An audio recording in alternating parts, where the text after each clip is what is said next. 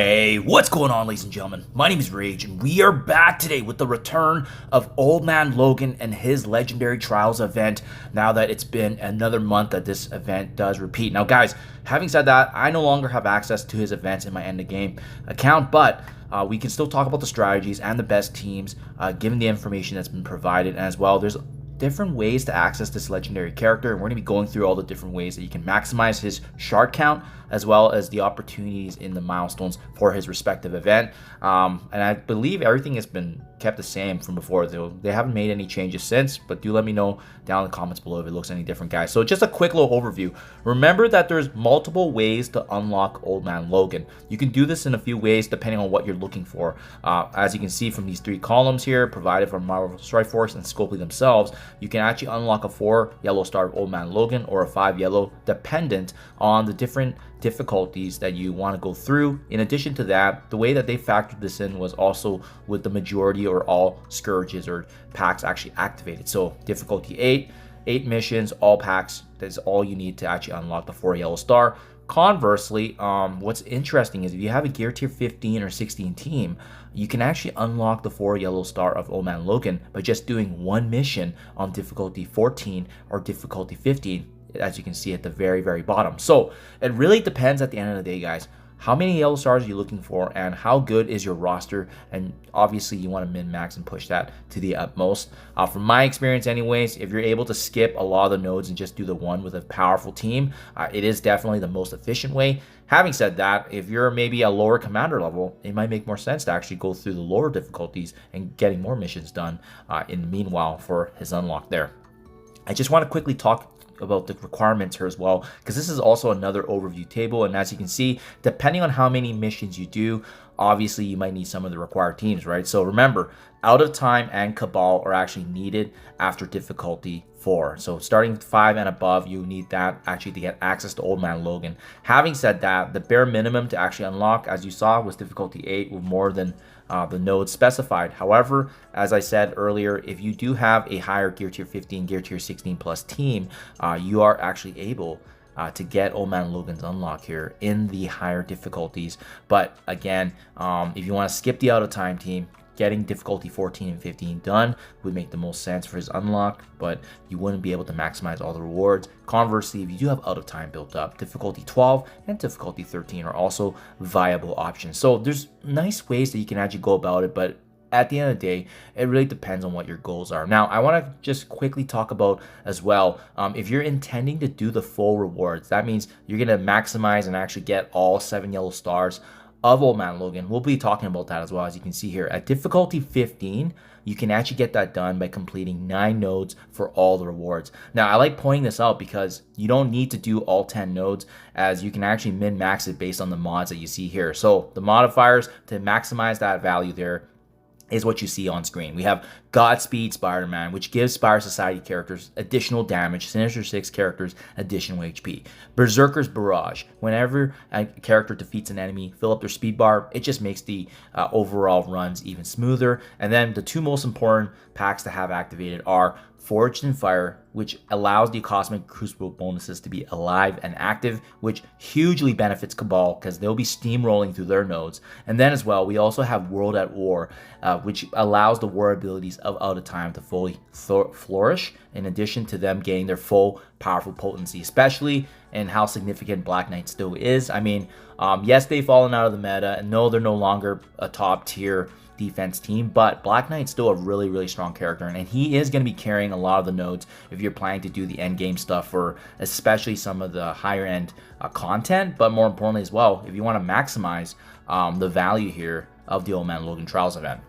So nodes 1, now we're going to be going through and just talk about each of the nodes and different teams and the best teams right now for each one. But nodes 1 here, any team can be used, so it doesn't really matter, but just keep in mind, if you're going to be using Cabal in Out of Time, you can definitely bring in these characters here and essentially use them at the utmost. Having said that, just be mindful of their cooldowns if you do that, just because of the fact that obviously if they're used in a further node, you don't want them damaged or, you know, obviously killed, because you can't revive them during this legendary event. And again, if you just don't care, feel free to use any other teams that's not required in case you just want to auto through it. I know you can just get by with any other character because this does not require any traits. Node 2 and Node 6. Remember, these are the ones that we just covered right now that require both Out of Time and Cabal. And respectively, Out of Time has to be used on Node 2. Cabal has to be used on the Node 6. Now, I like showcasing for you here my full team because the characters that you see on screen here, in addition to however they were upgraded, actually got all of the packs actually activated, and in addition to that, they finished all the milestone points for the event. So you can see, I like pointing this out because you can definitely clearly tell which characters were invested in. So for Out of Time, Black Knight is very important. Captain America and Captain Carter, those two can actually carry in addition to Black Knight. So you don't actually necessarily need to build up Cosmic Ghost Rider or Starbrand. That's why I like pointing this out, because you don't need to overinvest. They are in fact a fading war team, so it doesn't really make sense to further invest in them when we see them quickly coming out of the meta. And lastly, guys, like I said earlier, Black Knight absolutely carries, and he's also going to have value as well in another node, which we'll talk about. Cabal, honestly, just really good synergies here. As you can see, them just touching the gear tier 19 is enough to actually get through a lot of different characters, a lot of different enemies, right? They have Cosmic Crucible bonuses, they have Dark Dimension value. They're actually also utilized very well in the Shadow King trial, so you're gonna be double dipping on that. Emma and Loki, I like pointing them out as well because, as you can see, we don't need significant investment. However, what is different now is that because Emma Frost is now part of the Hellfire Club newest mutant raid team, we're going to get further value from her now for this. And remember, guys, she's got reworked stats now, so she's actually statistically better than Cabal. She's going to make it even easier. And guys, just save yourself the resources. You don't even need to invest in Loki. He just needs to come in as a punching bag, because remember, we don't need to do the final node to get all the milestone points done anyways, just the 9 nodes, which means Node 2 and Node 6, and that's it. Nodes 3 and 7, Cosmic Bio characters.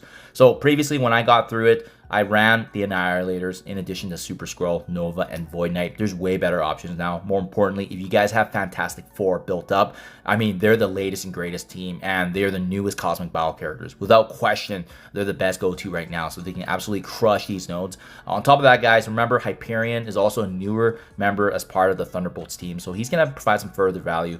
Either way, I still think Gore and Gladiator will have a place in the future, but it's just right now, they're not the best go-to options anymore. Having said that, then Nova, Void Knight, they're definitely faded as they have basically been crept out of the meta. And obviously you have Super Skrull, still a decent mythic character, but remember, there's obviously better options now. But I just wanted to point this out. This is how I previously got the run done there.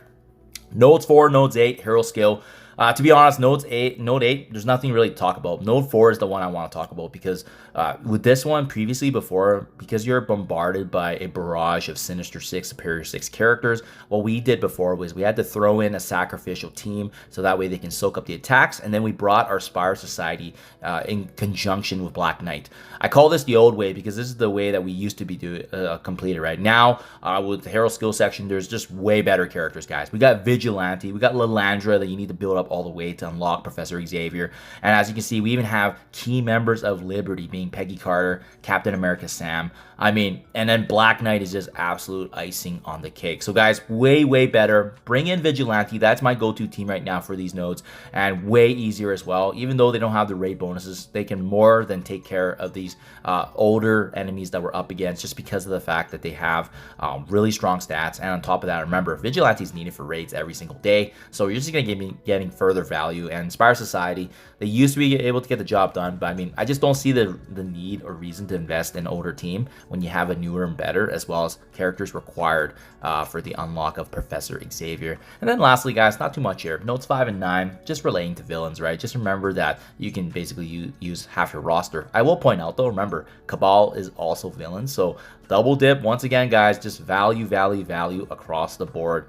So there you guys have it. Again, you don't necessarily need to do all 10 nodes to actually get the full completion of the milestones here. So if you want all the packs activated, like I said, just do the one I showed you earlier, and as well as going through difficulty 15, 9 nodes. Boom, that's going to get you everything here, including the full 7 yellow here of Old Man Logan, guys. Hope this helps. Let me know what you think in the comments below, guys, as per usual. And again, I do have the gameplay videos of all the nodes if you want to just see the play-by-play. I'll link that down below, guys. Thank you for your time as always, and I'll catch you guys in the next one.